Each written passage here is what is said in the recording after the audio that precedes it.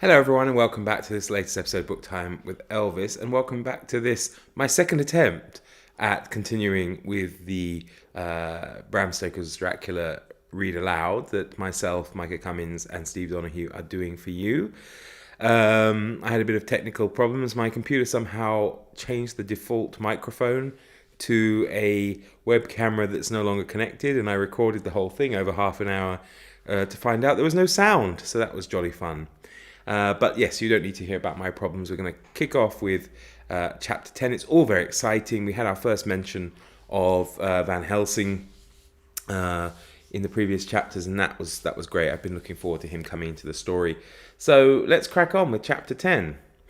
Letter, Dr. Seward to the Honourable Arthur Holman, 6th September. My dear Art, my news today is not so good. Lucy, this morning, had gone back a bit. There is, however, one good thing which has arisen from it. Mrs. Westenra was naturally anxious concerning Lucy, and has consulted me professionally about her. I took advantage of the opportunity and told her that my old master Van Helsing, the great specialist, was coming to stay with me, and that I would put her in his charge, conjointly with myself. So now we can come and go without alarming her unduly, for a shock to her would mean sudden death, and this, in Lucy's weak condition, might be disastrous to her. We are hedged in with difficulties, all of us, my poor old fellow, but please, God, we shall come through them all right. If any need, I shall write, so that if you do not hear from me, take it for granted that I am simply waiting for news. In haste, yours ever, John Seward. Dr. Seward's Diary, 7th of September. The first thing Van Helsing said to me when we met at Liverpool Street was, "Have you said anything to our young friend, the lover of her?" "No," I said. "I waited till I had seen you, as I said in my telegram. I wrote him a letter simply telling him that you were coming, and Miss Westenra was not so well, and that I should let him know if need be." "Right, my friend," he said, "quite right. Better he not know as yet. Perhaps he shall never know. I pray so. But if it be needed, then he shall know all. And, my good friend John, let me caution you. You deal with the madmen. All men are mad in some way or other, and inasmuch as you deal discreetly with your madmen, so deal with God's madmen too, the rest of the world. You tell not your madmen what you do, nor why you do it. You tell them not what you think. So you shall keep knowledge in its place where it may rest, where it may gather its kind around it and breed. You and I shall keep as yet what we know here and here." He touched me on the heart and on the forehead, and then touched himself the same way. "I have for myself thoughts at the present. Later I shall unfold to you." "Why not now?" I asked. "It may do some good. We may arrive at some decision."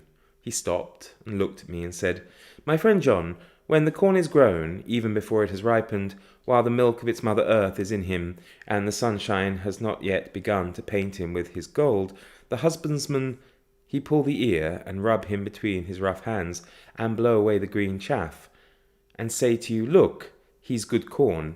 He will make good crop when the time comes.'" I did not see the application, and told him so. For reply, he reached over and took my ear in his hand and pulled it playfully, as he used long ago to do at lectures, and said, "The good husbandman tell you so then, because he knows, but not till then. But you do not find the good husbandman dig up his planted corn to see if he grow.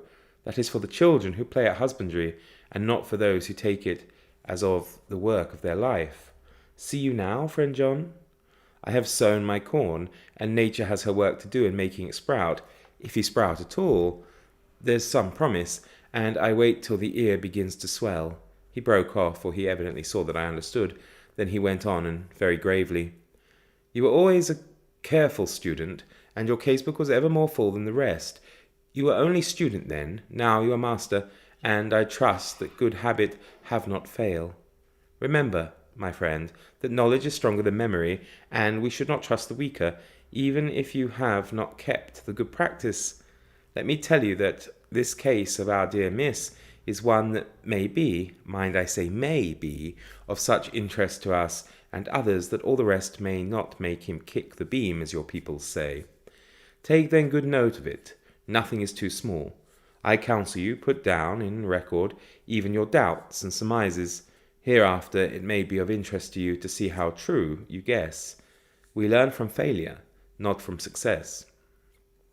When I described Lucy's symptoms, the same as before, but infinitely more marked, he looked very grave, but said nothing. He took with him a bag in which were many instruments and drugs, the ghastly paraphernalia of our beneficial trade, as he once called, in one of his lectures, the equipment of a professor of the healing craft.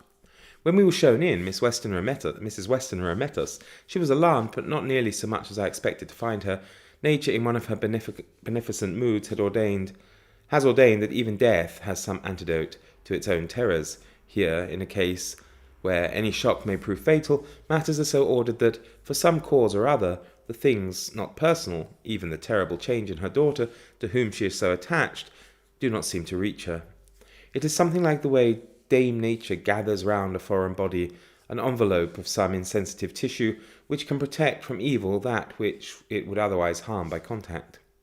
If this be an ordered selfishness, then we should pause before we condemn anyone for the vice of egoism, for there may be deeper root for its cause than we have knowledge of. I used my knowledge of this phase of spiritual pathology to lay down a rule that she should not be present with Lucy or think of her illness more than was absolutely required. She assented readily, so readily that I saw again the hand of nature fighting for life. Van Helsing and I were shown up to Lucy's room. If I was shocked when I saw her yesterday, I was horrified when I saw her today. She was ghastly, chalkily pale. The red seemed to have gone even from her lips and gums, and the bones of her face stood out prominently. Her breathing was painful to see or hear.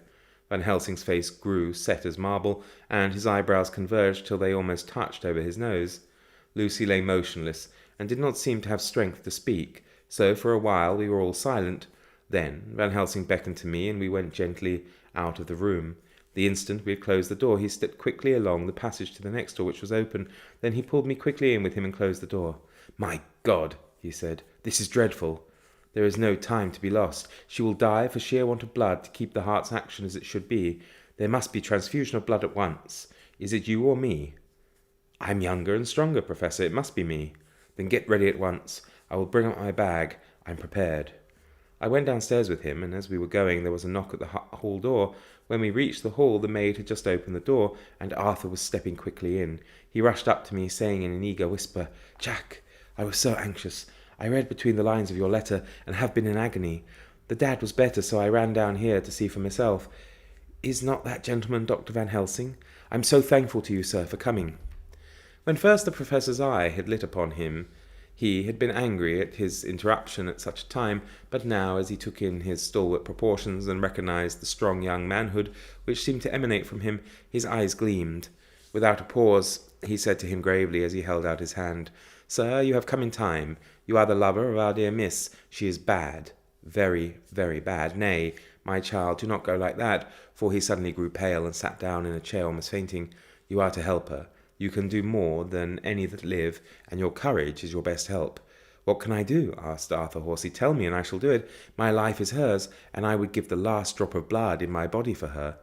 The Professor had a strongly humorous side, and I could, from old knowledge, detect a trace of its origin in his answer. "My young sir, I do not ask so much as that. Not the last." "What shall I do?" There was fire in his eyes, and his open nostril quivered with intent. Van Helsing slapped him on the shoulder. "Come," he said. "You are a man, and it is a man we want. You are better than me, better than my friend John." Arthur looked bewildered, and the Professor went on by explaining in a kindly way. "Young Miss is bad, very bad. She wants blood, and blood she must have, or die. My friend John and I have consulted, and we are about to perform what we call transfusion of blood, to transfer from full veins of one to the empty veins which pine for him. John was to give his blood, and he is the more young and strong than me." Here Arthur took my hand and wrung it hard in silence. "But now you are here, you are more good than us, old or young, who toil much in the world of thought. Our nerves are not so calm, and our blood not so bright than yours." Arthur turned to him and said, "If you only knew how gladly I would die for her, you would understand." He stopped with a sort of choke in his voice. "Good boy," said Van Helsing. "In the not so far off, you will be happy that you have done all for her you love. Come now, and be silent. You shall kiss her once before it is done, But then you must go, and you must leave at my sign. Say no word to Madame. You know how it is with her. There must be no shock. Any knowledge of this would be one. Come." We all went up to Lucy's room. Arthur, by direction, remained outside. Lucy turned her head and looked at us, but said nothing. She was not asleep, but she was simply too weak to make the effort. Her eyes spoke to us, but that was all. Van Helsing took some things from his bag and laid them on a little table out of sight. Then he mixed a narcotic, and coming over the bed, said cheerily, "Now, little miss, here is your medicine. Drink it off like a good child. See, I lift you so that to swallow is easy, yes?" She had made the effort with success. It astonished me how long the drug took to act. This, in fact, marked the extent of her weakness. The time seemed endless until sleep began to flicker in her eyelids. At last, however, the narcotic began to manifest its potency, and she fell into a deep sleep. When the professor was satisfied, he called Arthur into the room and bade him strip off his coat. Then he added, "You may take that one little kiss whilst I bring over the table. Friend John helped to me." So neither of us looked whilst he bent over her. Van Helsing turning to me, said, "He is so young and strong, and of blood so pure, that we need not defibrillate it." Then, his swiftness, but with absolute method, Van Helsing performed the operation. As the transfusion went on, something like life seemed to come back to poor Lucy's cheeks, and through Arthur's growing pallor, the joy of his face seemed absolutely to shine. After a bit, I began to grow anxious, for the loss of blood was telling on Arthur, strong man as he was. It gave me an idea of what a terrible strain Lucy's sister must have undergone, that what weakened Arthur only partially restored her. But the professor's face was set, and he stood watch in hand, and with his eyes fixed now on the patient and now on Arthur, I could hear my own heart beat. Presently he said in a soft voice, "Do not stir an instant, it is enough. You attend him, I will look to her." When all was over, I could see how much Arthur was weakened. I dressed the wound and took his arm to bring him away, when Van Helsing spoke without turning round. The man seems to have eyes in the back of his head. "The brave lover, I think, deserves another kiss, which he shall have presently." And as he had now finished his operation, he adjusted the pillow to the patient's head. As he did so, the narrow black velvet band, which she seems always to wear round her throat, buckled with an old diamond buckle, which her lover had given her, was dragged a little up, and showed a red mark on her throat. Arthur did not notice it, but I could hear the deep hiss of indrawn breath, which is one of Van Helsing's ways of betraying emotion. He said nothing at that moment, but turned to me, saying, "Now take down our brave young lover, give him of the port wine, and let him lie down a while. He must then go home and rest, sleep much and eat much, that he may be recruited of what he has so given to his love. He must not stay here. Hold a moment. I may take it, sir, that you are anxious of result. Then bring it with you that in all ways the operation is successful. You have saved her life this time, and you can go home and rest easy in mind that all that can be is. I shall tell her all when she is well. She shall love you none the less for what you have done. Goodbye." When Arthur had gone, I went back to the room. Lucy was sleeping gently, but her breathing was stronger.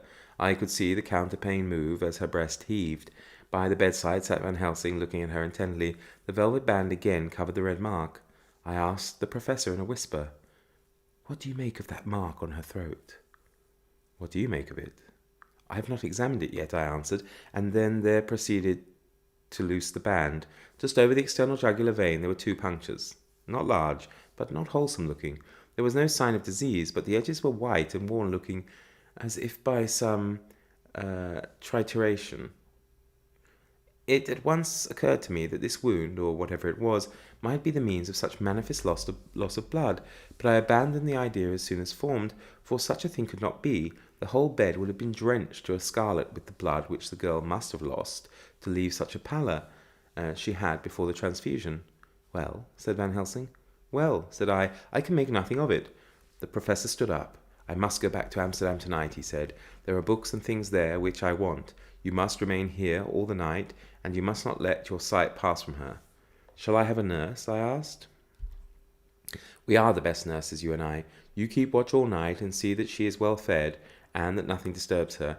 You must not sleep all the night. Later on we can sleep, you and I. I shall be back as soon as possible, and then we may begin. "May begin," I said. "What on earth do you mean?" "We shall see," he answered, as he hurried out.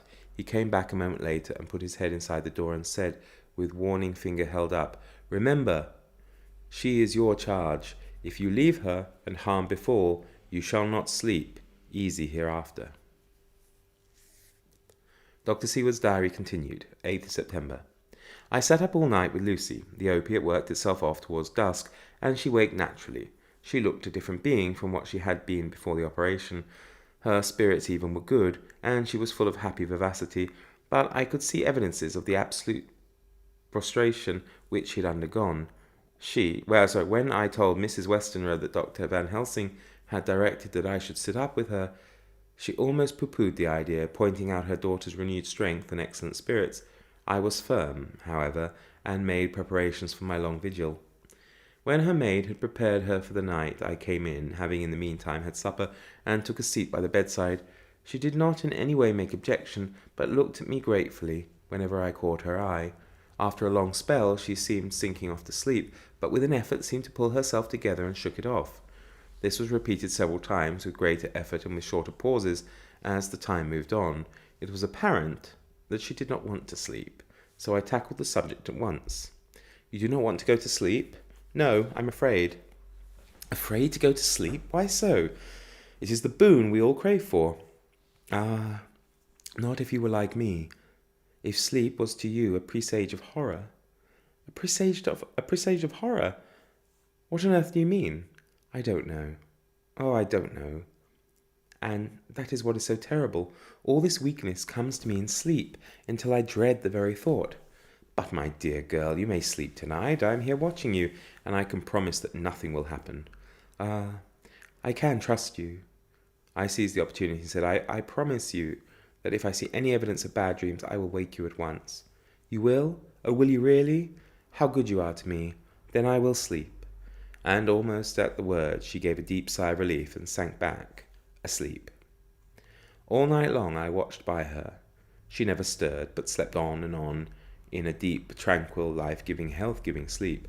Her lips were slightly parted, and her breast rose and fell with the regularity of a pendulum. There was a smile on her face, and it was evident that no bad dreams had come to disturb her peace of mind.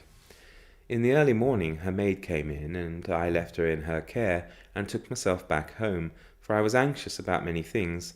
I sent a short wire to Van Helsing and to Arthur, telling them of the excellent result of the operation.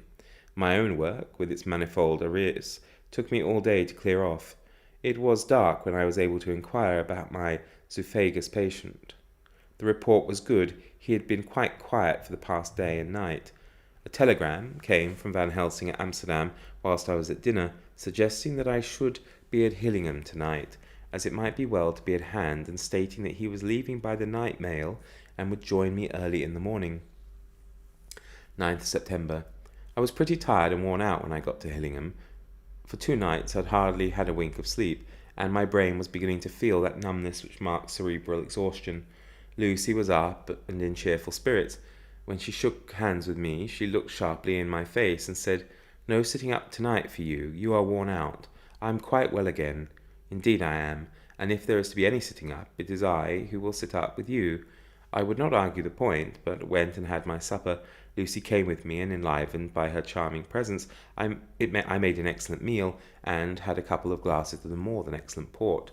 Then Lucy took me upstairs and showed me a room next to her own, where a cosy fire was burning. "Now," she said, "you must stay here. I shall leave this door open, and my door too. You can lie on the sofa, for I know that nothing would induce any of you doctors to go to bed whilst there is a patient above the horizon. If I want anything, I shall call out, and you can come to me at once." I could not but acquiesce, for I was dog-tired, and could not have sat up had I tried. So, on her renewing her promise to call me if she should want anything, I lay on the sofa and forgot all about everything. Lucy Westenra's diary, 9th September. I feel so happy tonight. I have been so miserably weak that to be able to think and move about is like feeling sunshine after a long spell of east wind out of a steel sky. Somehow Arthur feels very, very close to me. I seem to feel his presence warm about me.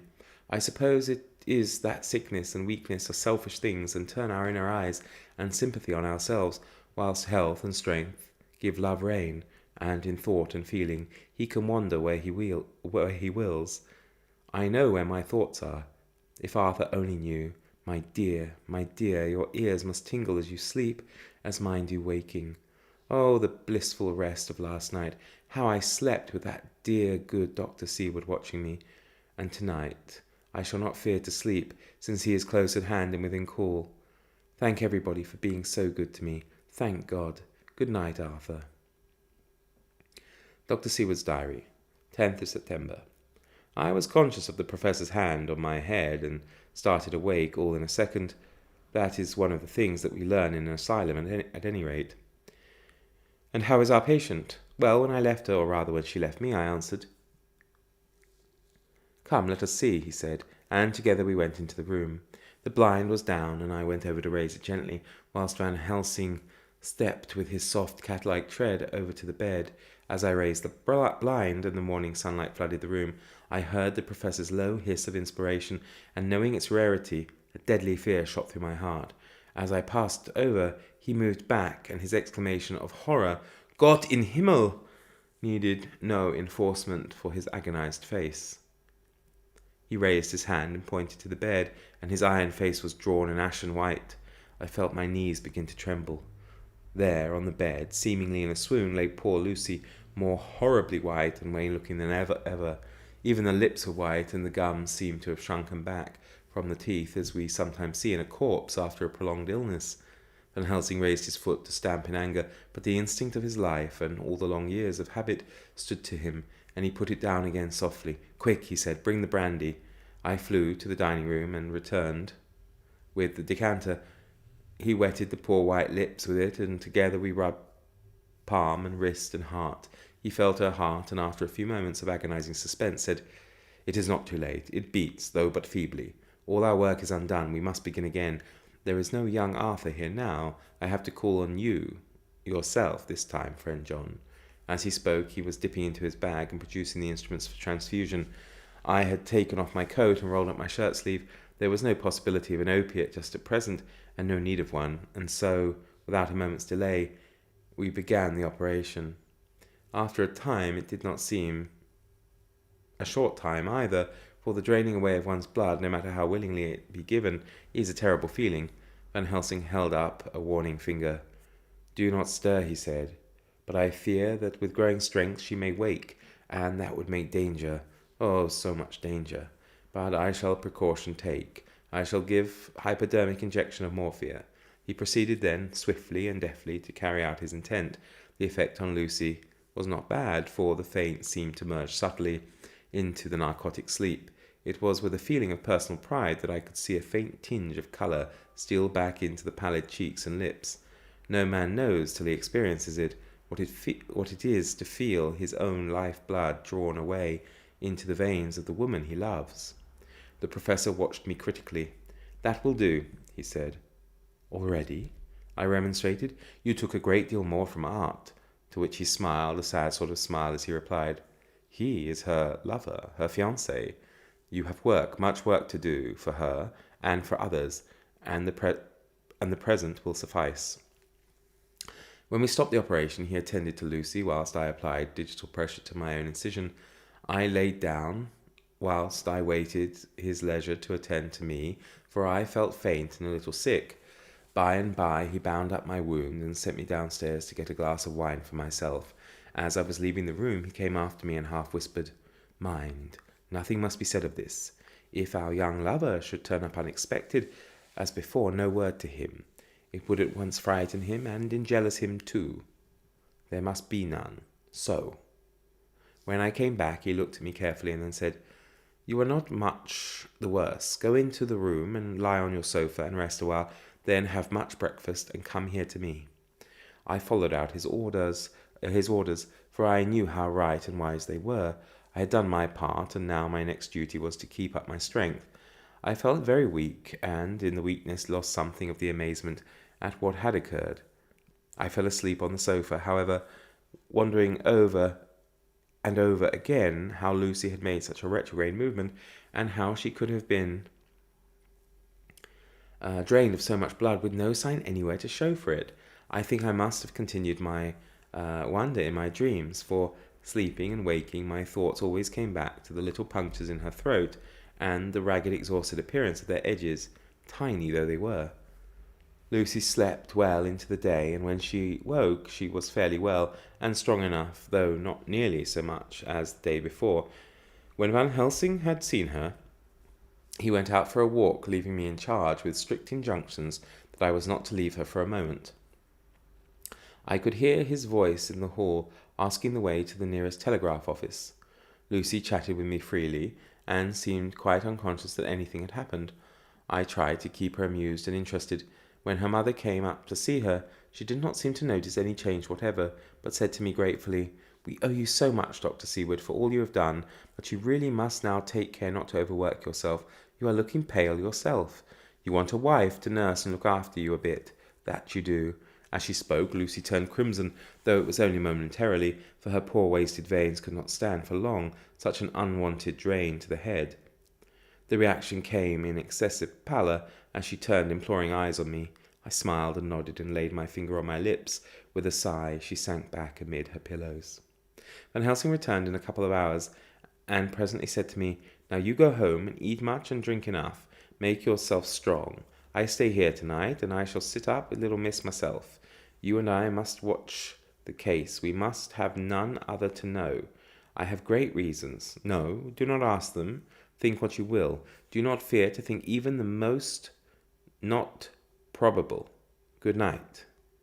In the hall, 2 of the maids came to me and asked if they or either of them might not sit up with Miss Lucy. They implored me to let them, and when I said it was Dr. Van Helsing's wish that either he or I should sit up, they asked me quite piteously to intercede with the foreign gentleman. I was much touched by their kindness. Perhaps it is because I am weak at present, and perhaps because it was on Lucy's account that their devotion was manifested, for over and over again I have seen similar instances of woman's kindness. I got back here in time for a late dinner, went my rounds, all well, and set this down whilst waiting for sleep. It is coming. 11th September. This afternoon I went over to Hillingham, found Van Helsing in excellent spirits, and Lucy much better. Shortly after I had arrived, a big parcel from abroad came for the Professor. He opened it with much empressement, assumed, of course, and showed a great bundle of white flowers. "These are for you, Miss Lucy," he said. "For me? Oh, Dr. Van Helsing." "Yes, my dear, but not for you to play with. These are medicines." Here Lucy made a wry face. "Nay, but they are not to take in a decoction or in nauseous form, so you need not snub that so charming nose, or I shall point out to my friend Arthur what woes he may have to enjoy in seeing so much beauty that he so loves so much distort." "Aha, my pretty miss, that bring the so nice nose all straight again. This is medicinal, but you do not know how.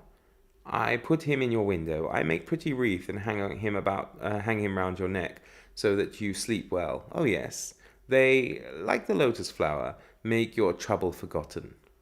It smells so like the waters of Lethe and of that fountain of youth that the conquistadors sought for in the Floridas, and find him all too late." Whilst he was speaking, Lucy had been examining the flowers and smelling them. Now she threw them down again, saying with half laughter and half disgust, "Oh, Professor, I believe you are only putting up a joke on me. Why, these flowers are only common garlic." To my surprise, Van Helsing rose up and said with all his sternness, his iron jaw set and his bushy eyebrows meeting, "No trifling with me. I never jest. There is grim purpose in all I do, and I warn you that you do not thwart me. Take care for the sake of others, if not for your own." Then, seeing poor Lucy scared, as she might well be, he went on more gently.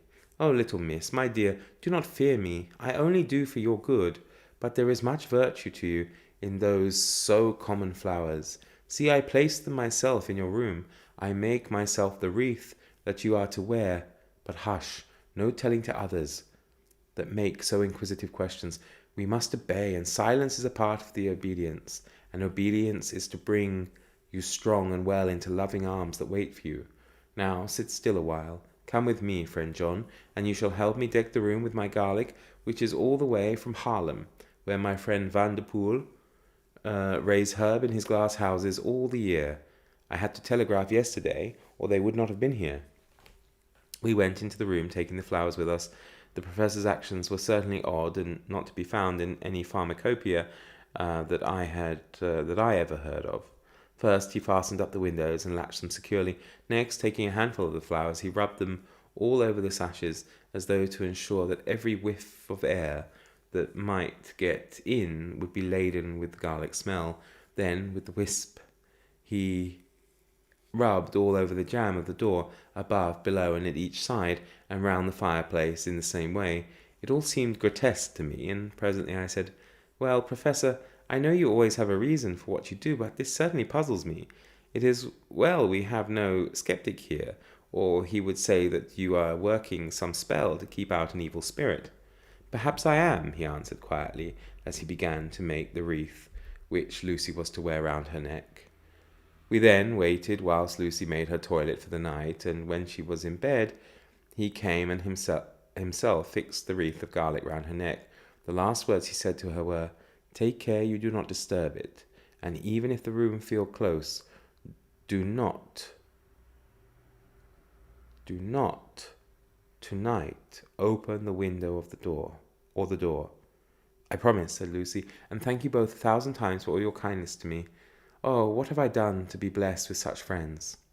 As we left the house in my fly, which was waiting, Van Helsing said, "Tonight I can sleep in peace, and sleep I want.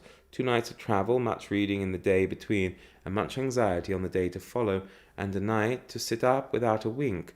Tomorrow in the morning early, you call for me, and we come together to see our pretty miss, so much more strong for my spell, which I have work." Ho ho.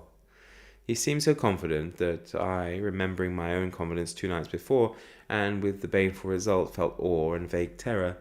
It must have been my weakness that made me hesitate to tell it to my friend, but I felt it all the more like unshed tears. End of chapter. So I'm guessing Micah will be back tomorrow with chapter 11 for you, and then Steve coming up with chapter 12, and then I'll be back with the dreaded chapter 13 as well. So looking forward to that. I hope you're enjoying it, and I shall see you all again very soon. Do take care, everybody. Bye bye.